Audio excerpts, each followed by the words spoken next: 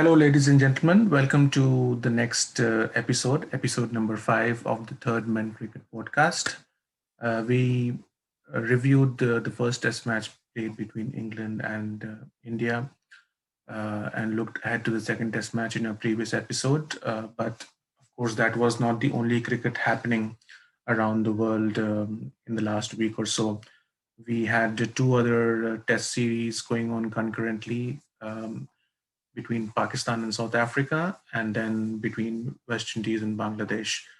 So we've had a lot of cricket going on in the subcontinent recently, and we just thought that since we are a cricket podcast and cater to our listeners with respect to cricket happening across the world, it would not be prudent if we did not discuss about the other series as well. So we're just going to give you a brief insight about these series as well, and we would like to start off with the just concluded two Test match series between Pakistan and South Africa, wherein Test cricket again returned to Pakistan after so long. Yes, they did play some Test matches against Sri Lanka and Bangladesh last year, but this was possibly one of the first Test match series played in their country against a top class opposition, at least on paper, you would say. And Pakistan were deserving winners uh, of 2-0 in that series, and they would have been happier to be playing in far more familiar climes than playing in Abu Dhabi and Dubai and Sharjah as they have been doing it for the last decade or so. So, like to pick your brains, Ravi, on that emphatic series win that Pakistan had over the Proteas, and what, according to you, went right for them, and what went wrong for the Proteas, and what do these two teams to have looked forward to as far as their test cricket is concerned. Firstly, I pretty much, I totally agree with your resonated thoughts on how, Test cricket is actually back to Pakistan. It was lovely to watch a quality away team playing at, say, National Stadium, Karachi, or even Rawalpindi for that matter. Uh, so, firstly, hope we get to see a lot more good games. And Australia is also going to tour them very soon, apparently, as part of their, the second phase of World Test Championship, and we can now pretty much say with the PSL also being played with good capacity and also complete set of players with no players being making themselves unavailable and so on and so forth. We can pretty much now say that cricket is actually back to Pakistan, and that's firstly something to rejoice as every cricket fan, especially as a 90s kid largely, because fairly lucky to see India's uh, you know good two test series out there, and we as a 90s kid we happen to rejoice over what Shevag has done and whatnot. So firstly I'd like to start on that note, and what exactly went wrong is I personally feel South Africa bowled beautifully, let's face it, because even in the first test Pakistan were reduced to about 26 for 4 or so, even before uh, they were pretty, I'll say, bad with negotiating with the new ball.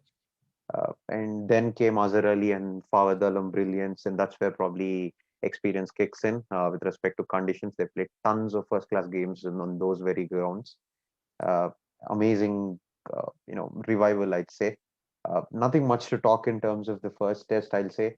But I'd like to focus more, or probably spend more time on the second test, because that seemed to be a lot more closer than we actually thought.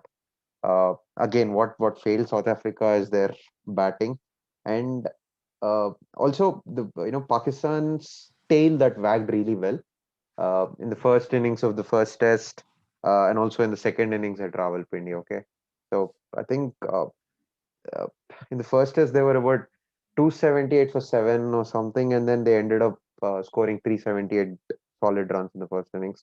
And in the second innings at Rawalpindi, that was a very, very critical 100 runs added for the last two wickets. They were about 196 for 8 or so, and ended up scoring 298.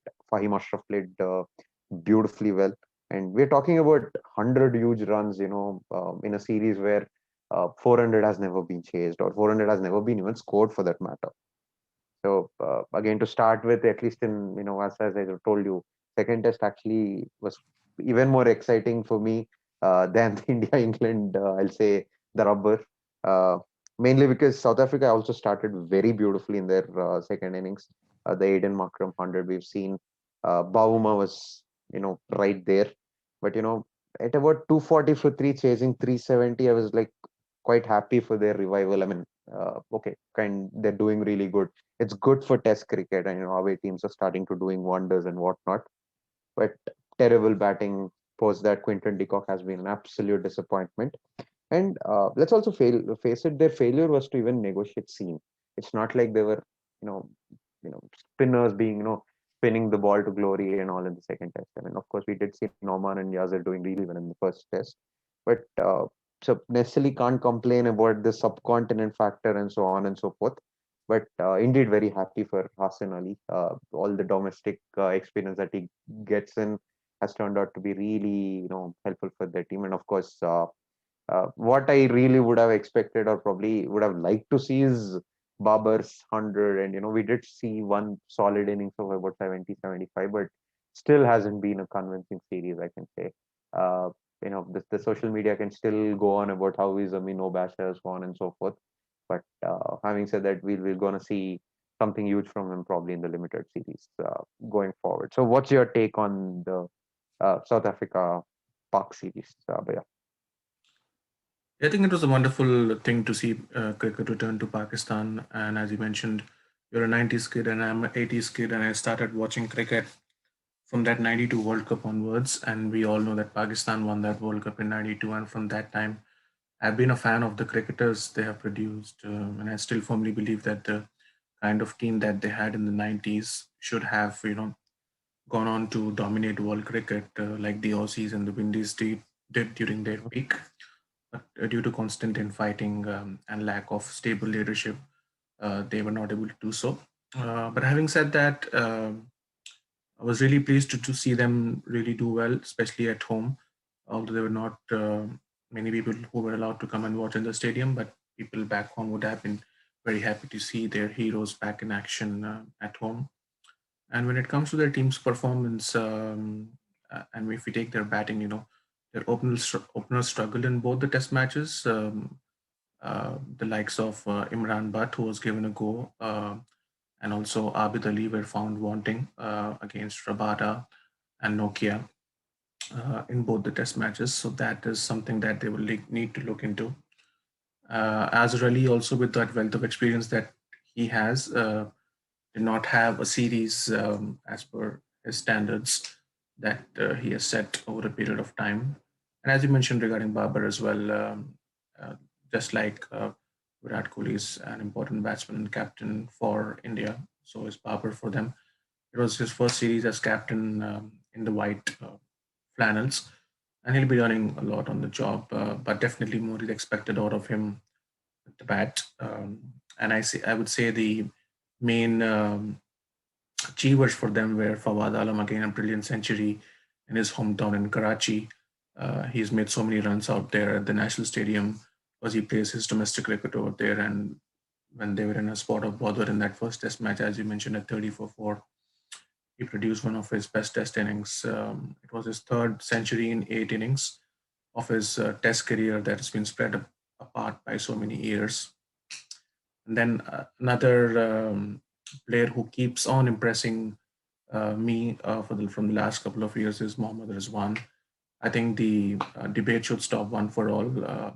If he is the best wicketkeeper batsman in Pakistan, and there are constant comparisons going on between him and Sarfaraz, and I think he has left him way behind in the race. And I see him, being the future captain of Pakistan as well sometime. And he played a very crucial knock in the second innings of the second Test match, just when South Africa were thinking that they could bowl out Pakistan in that third innings and get a pretty low score to chase in the fourth innings. And another player that is impressed during the series was Fahim Ashraf. Although they would have wanted a bit more with the ball from him, Indeed. and I think that they need to make it very clear to the people as well. Bawar Azam can come and speak out in the press as well that this is what we're expecting out of Fahim, because there have been his skeptics when he gets runs, they say he doesn't pick up wickets and vice versa as well. So I think he's more of a batting all-rounder, and if he picks up some wickets, that should be considered as an added bonus.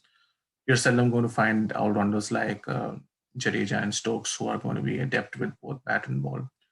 But the kind of innings that he played was very impactful, and that should hold him in good stead going forward as well. And when we consider that bowling attack, Shaheen Shah Afridi was not up to scratch, I would say. I think they have invested heavily in that youngster.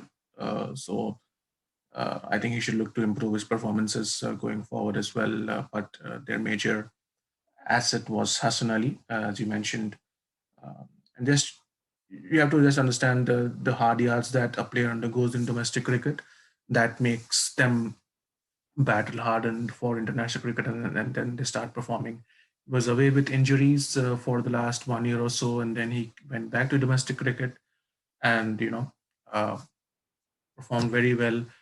And he almost won his team the Qaid Azam Trophy, which ended up in a tie, I think. He scored a magnificent century. And then he took 5 for in each innings of a test match, which very rarely happens. The last time it happened apparently was in 2003 when Shoaib Akhtar did that against Bangladesh in Pakistan. And then the twin spin attack of Yasir Shah and Noman Ali. Noman Ali apparently has, been a domestic veteran, and you could see uh, with the ease that he took to international cricket and all that years of experience held him in good stead, and he bowled very well as well. And Yashir Shah as well, who has been off the boil in the last couple of years, mainly when playing overseas, and it's not his fault as well. When he ends up bowling 40 to 45 overs every innings on unresponsive pitches, you're not going to get much from him, and he was unjustly criticized for that as well. But back in familiar surroundings, he also made sure that he made the ball talk and bowled very well. So overall, very good performance by Pakistan, and I think I've always been an advocate that their selection policy is one to be blamed for the way they have not performed to their potential, at least in the last decade. Yes, there has been no international cricket in Pakistan. That's been one of the banes for them. But having incorrect selection policies, wherein when they started the PSL, they considered the PSL to be the answer to all of their problems, and whoever performed well in PSL was drafted into the T20 side and also apparently into the one-day side and then the test side. And there was not much weightage given to domestic performers. And they were hoping that players who rub shoulders with international stars in the PSL would graduate, and play very well across all the formats of the game. And they were not following a horses for courses policy. So I hope Mohammad Wasim, who has come in as a new chief selector, he's taken a step in the right direction.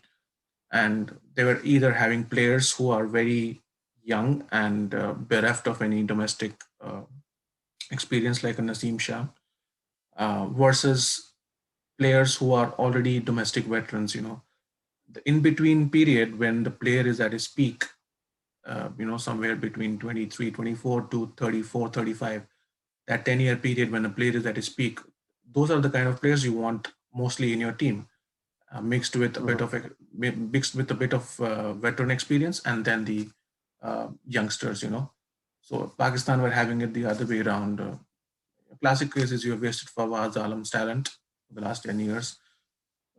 He can carry on at the best for the next couple of years, and so can somebody like a Norman Ali who's already on the wrong side of 35. So if they get the selection policies right and lay emphasis more on domestic performances, and there's no harm if you perform well in PSL, you play T20 cricket, somebody like Haris Rauf or somebody like that. They can play T20 cricket, but to graduate those players into the one day team and the test team based on the T20 performances, I think what has to stop in their cricket. So that is my assessment of the the Pakistani team. And just a quick note on the South African team, I think they'll still keep going down the drain if they continue with this quota system in their sporting environment. You already had a mass exodus of white players leaving South Africa and go because of that quota system in place. I think you got to put your best 11 out there on the park, irrespective of their color, which gives the best chance, to win a cricket match for your country. And so we will see less talented players, keep getting on chances.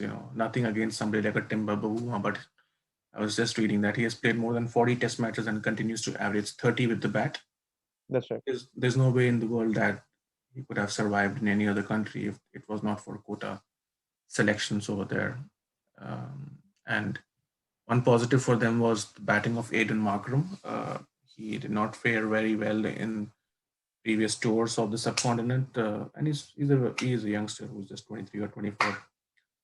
And I think he should be. I'm making a big call, but he should be appointed as the Test captain after the series because Quinton de Kock was just filling in on temporary basis once Fab Duplessis, decided that he did not want to captain the side anymore.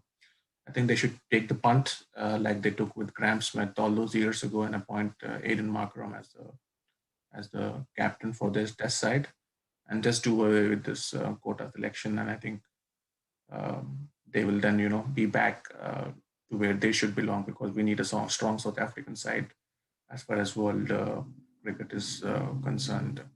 And I see their performances not improving unless and until they, uh, do away with this policy and pick up their best players. So that is my assessment of that series, Ravi.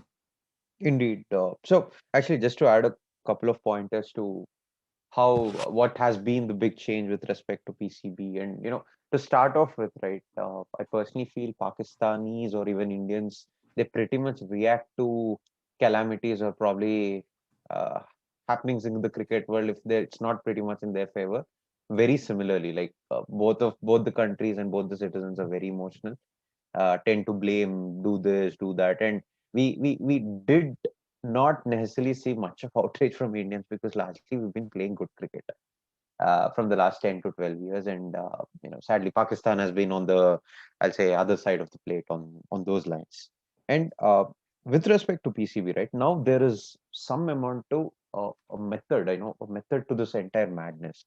Of course things are not really good, but with respect to the selection policies, I mean, right, like you rightly mentioned, Mohammad Wasim actually came up with one solid PowerPoint presentation with respect to Qadi Azam trophy stats and the first class stats, this, that, whatnot, and justifying each and every pick that he has made. And of course, that has outraged a lot of folks as well because many of them were dropped. Many new names were selected, and so on and so forth. Due credit to the CEO as well, Wasim Khan, if I'm not wrong, and also the chief Ehsan Money. There's been a lot of marketing in terms of to get in some money to Pakistan with respect to be it PCPSL or broadcasting rights, or asking international countries to come visit them and so on and so forth. Uh, Pretty much actually, I won't say replicating India's model because we never had to probably ask or request them to visit us, but necessarily to capitalize on the investment made by with respect to PSL, and then further ensure that the domestic segments are actually being uh, necessarily beefed up, along with a very structured policy with respect to the red ball cricket as well. And it's important to see that, especially for a subcontinent side, even be it Bangladesh or even Sri Lanka, right? We will talk about bench strengths that go quite deep, but it's always important to pick those set of 15, 16 guys who will actually do really well uh, on the day of the game. So good to see that. But yeah, a fair point on the callback deals, or also the colored policy of South Africa as well. Uh, but of course, I've been listening to another podcast of Jared Kimber where he was actually mentioning about how this very policy is actually ensuring that South Africa cricket is still stable, and with necessary righteous claims and whatnot. Of course, it's a different debate to have. But yes, having said that, again, I like this word method to madness, and there has to be one here because a healthy South Africa side is very important for Test cricket. Uh, because of course there's no other team from Africa, actually in all their glory now. Kenya is gone, Zimbabwe is gone, and South Africa is diminishing quite quickly. And it's not very long ago that we'll see. I mean, it's not very far ahead probably, wherein we'll see even more talented young 15, 16-year-old kids actually flying to England in hunt for probably the England Test squad or even. handsome, well-paying county deals. Yeah, yeah, absolutely. Could not agree more on that. And just to wrap on that Pakistan point, we know that Imran Khan is in charge as the prime minister, and he had a major hand being the chief patron of PCB, That's right. to make sure that the domestic cricket system is revamped, wherein they had multiple teams, and they had banks and entities represented in first class cricket, of course, that made sure that the players had the livelihood through these employers as well. But he's always been a strong advocate of the kind of system that Australia has with six teams in Sheffield Shield, since he played a couple of seasons himself in that Sheffield Shield and he understood that competition as well. And he never played domestic cricket in his entire career, either played in England or in Australia. He used to come to Pakistan only when there was a test match being played or any other game being played for Pakistan in Pakistan. So Hmm. I think they have got to take it as a long-term solution, just like India had, their results to be seen in Australia after 20 years of hard work, like we discussed in our first couple of episodes in the podcast. So you should give some time to the system to work, and then not lose sleep over it and think that we are going to achieve overnight success. That's definitely a fair point to say that all across 80s and 90s they had a far superior team than India and always beat us most of the times, barring a couple of times when we played well on the given day. But in the last 20 years, uh, the foot has been on the other throat, and we have been consistent. Uh, and it's for them to see, whatever policies that we have followed, they can keep their domestic cricket and PSL going parallel, and making sure that the right kind of talent is selected for the right kind of format, so that we get to see the best of Pakistan cricket, because raw talent was always their USP, and they're one of the most fascinating teams to watch when they are in full force. And like we said about South Africa, we need a strong Pakistan as well for world cricket.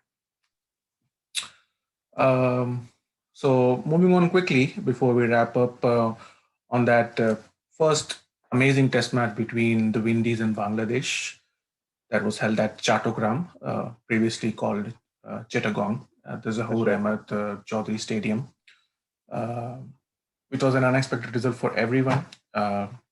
Even if West Indies had landed with their first choice squad, I don't believe that many would have given them a chance against this Bangladesh team in their own conditions. They definitely did not have many of their first choice players like Jason Holder and Darren Bravo and so on and so forth.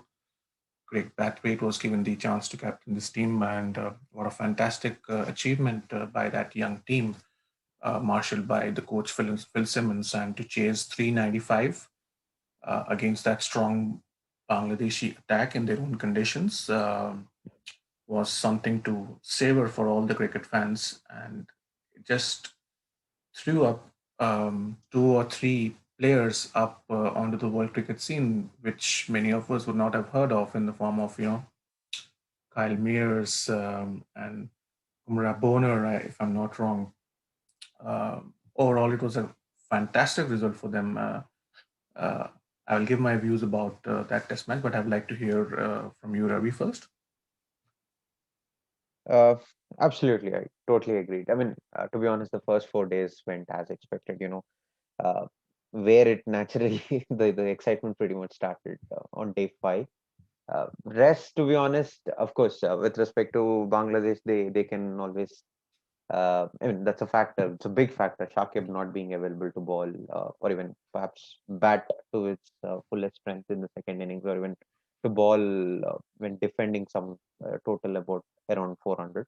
But having said that, very due. I mean, due credit to West Indies to actually chase down a total on day 5 in these very subcontinent uh, conditions against more or less fairly of I'll say a fully fit side, because spinners had to be dealt with. uh, there was good amount of first class and also international experience in that very team, and credit where it's due, and it's never easy to negotiate spin, and West Indies did amazingly well. Of course, there were a couple of disappointments. I'd say Tamim Iqbal didn't do necessarily well, but having said that, uh, Bangladesh still put up a total of about 430, had an, I'll say, healthy lead of about 180, 190.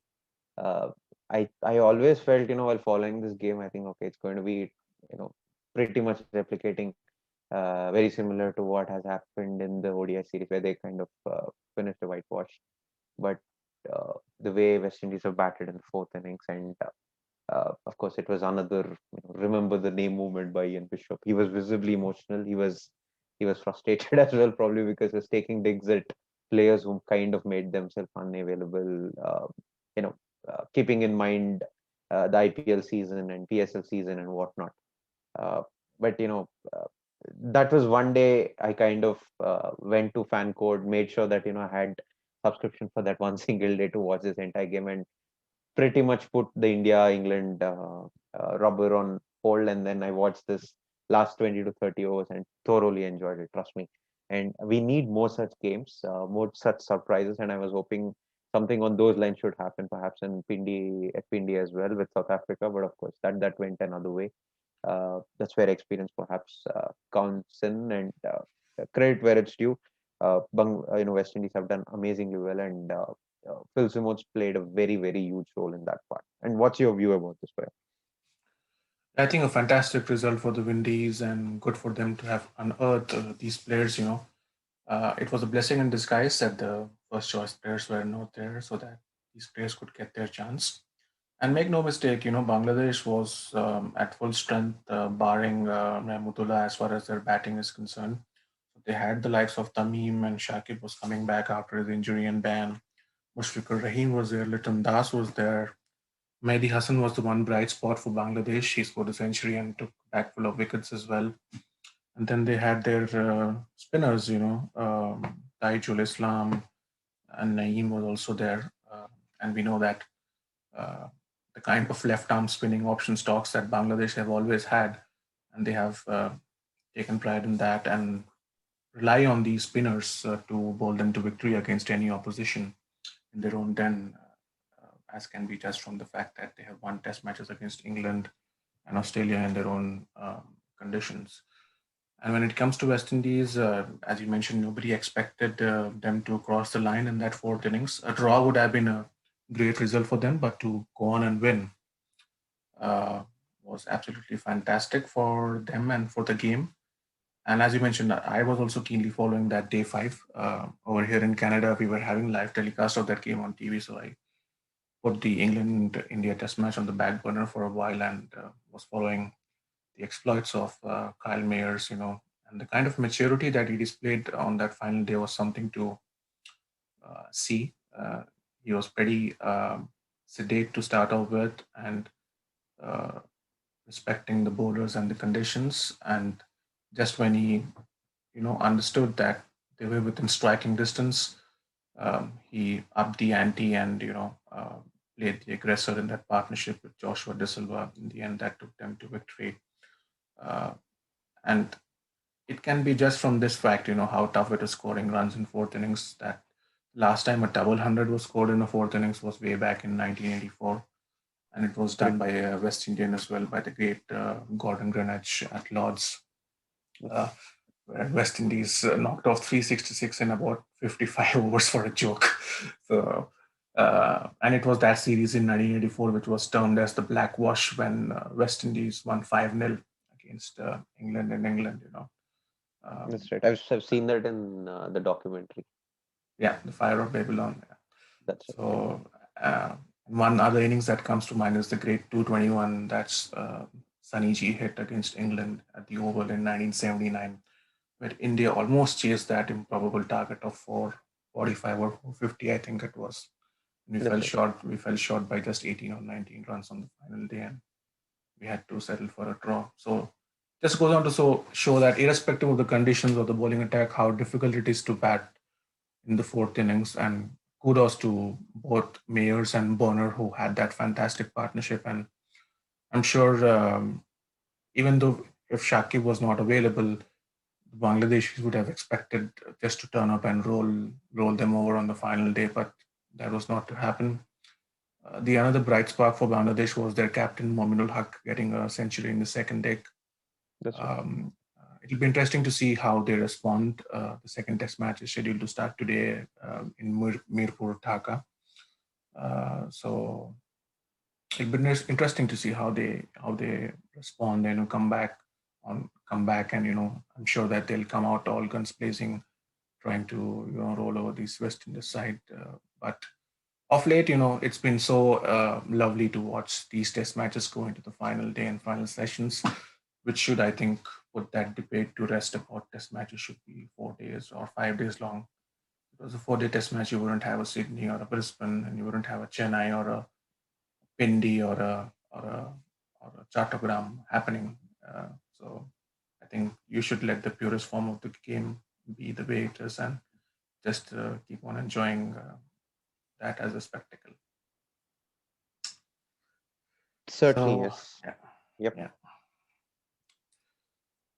Yeah, if you don't have anything to add, Ravi, on that, should we call it a day on this episode of our podcast then? Absolutely.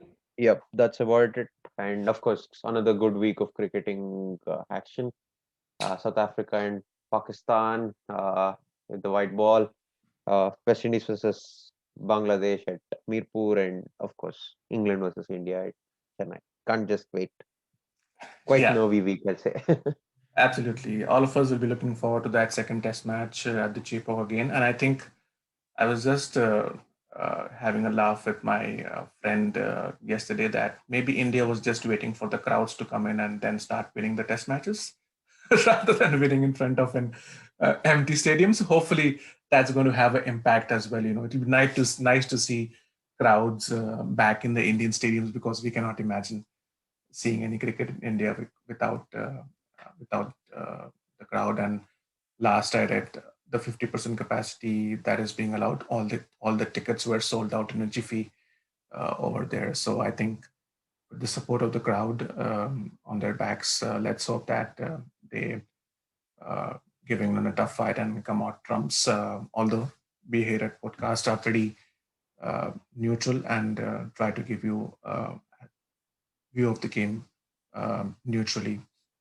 Uh, so thank you, Ravi, for your time today. And we will definitely be back with our next episode after that second test match between India and England to give you a review of that test match, and then look forward to the ping ball test match, and also give you an inside view of the other cricket that was already mentioned by Ravi that's going to be played this week. Thank you, ladies Sure, and Pawan gentlemen. bhai. Yeah, yeah. Sure. Thanks a lot, everyone. Bye bye. Thank you. Bye.